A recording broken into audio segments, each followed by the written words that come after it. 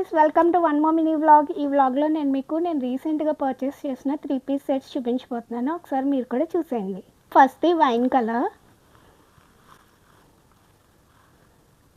Top అంతా ప్లెయిన్గా ఉంటుంది. ఇక్కడ నెక్ దగ్గర మాత్రమే ఎంబ్రాయిడరీ వచ్చింది, కానీ చాలా బాగుంది.